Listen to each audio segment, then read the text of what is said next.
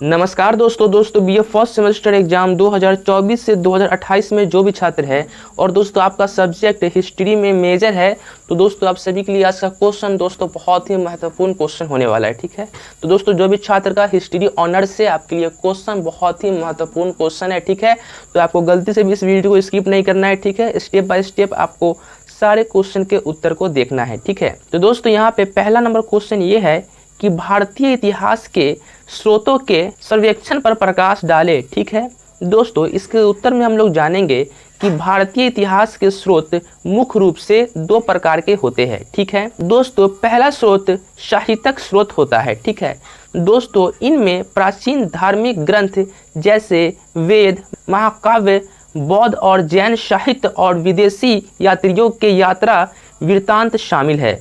दोस्तों यह स्रोत उस समय की समाज, राजनीतिक, धार्मिक और संस्कृति की जानकारी देती है। ठीक है, पुराने स्रोत दोस्तों इनमें शिलालेख, सिक्के, पुराने भवन, मंदिर और खुदाई से मिली अवशेष आते हैं।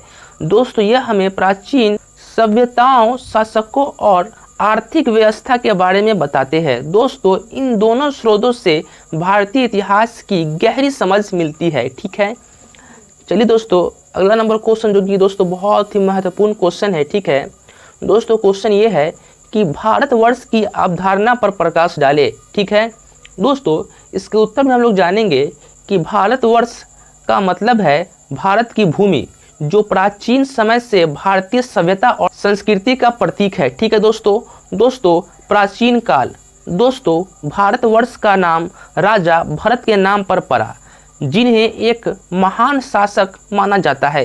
दोस्तों इनका उल्लेख महाभारत और पुराणों जैसे ग्रंथों में है। दोस्तों जहां इसे हिमालय से लेकर दक्षिण में समुद्र तक फैली भूमि के रूप में बताया गया है।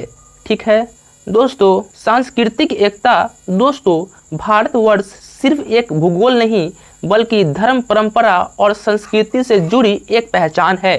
दोस्तों पूरे देश को एक सूत्र में बांधती है। ठीक है दोस्तों, 3 नंबर में है आधुनिक भारत।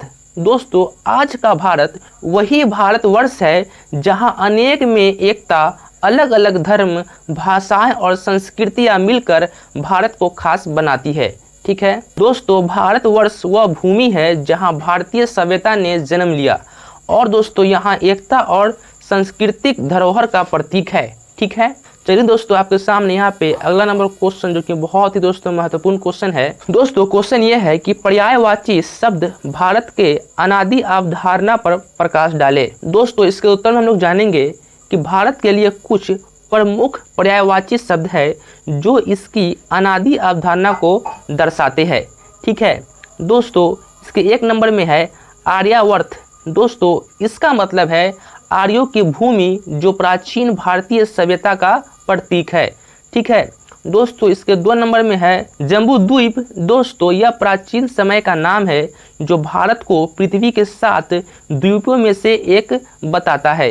ठीक है दोस्तों, इसके 3 नंबर में है भरतखंड, राजा भरत के नाम पर रखा गया है। दोस्तों यह भारत की सांस्कृतिक पहचान का प्रतीक है।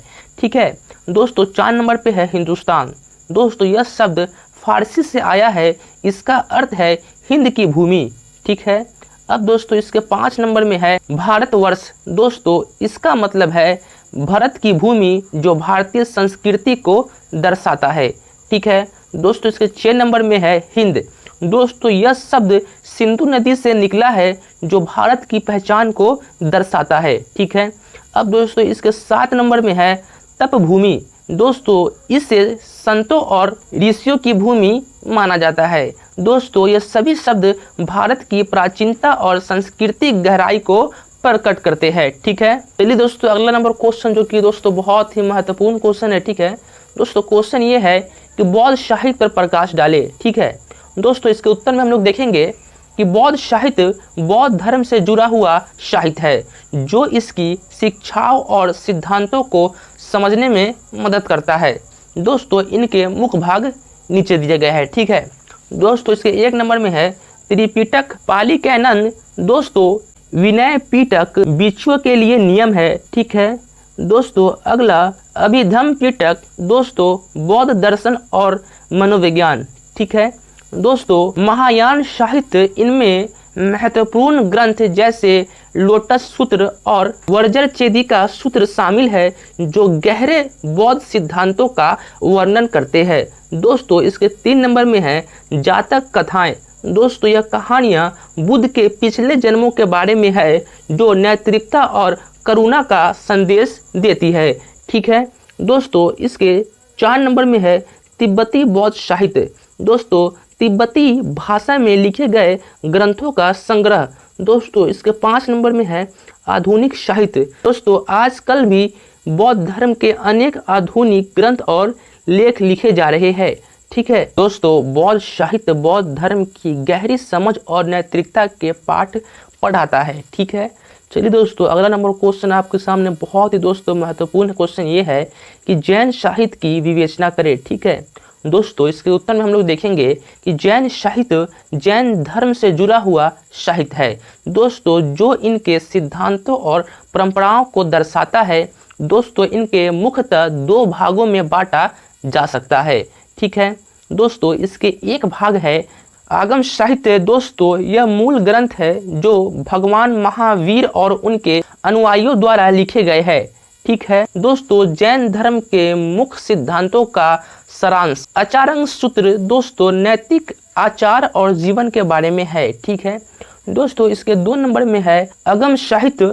दोस्तों यह ग्रंथ आगमों के बारे में लिखे गए हैं। दोस्तों कविता और नाटक। दोस्तों जैन साहित्य में कविताएं और नाटक भी शामिल है, जो जैन शिक्षाओं को सरल रूप में प्रस्तुत करते हैं। ठीक है दोस्तों, जैन साहित्य जैन धर्म की गहराई, नैतिकता और जीवन के पाठ पढ़ाता है, जो सभी के लिए प्रेरणादायक है। ठीक है, तो दोस्तों आप सभी के लिए आज हम लाए थे जो भी छात्र का इतिहास है मेजर ऑनर्स आपका हिस्ट्री है, तो आप सभी के लिए आज का क्वेश्चन बहुत ही महत्वपूर्ण क्वेश्चन था। ठीक है, तो दोस्तों अगर आपको वीडियो अच्छा लगा हो तो वीडियो को लाइक कर दीजिए और अपने प्यारे दोस्तों के पास इस वीडियो को शेयर कर दीजिए, ताकि आपके दोस्त का भी कुछ मदद हो सके। ठीक है, तो दोस्तों वीडियो को लाइक कीजिए। मिलते हैं अगली वीडियो में, तब तक के लिए जय हिंद जय भारत।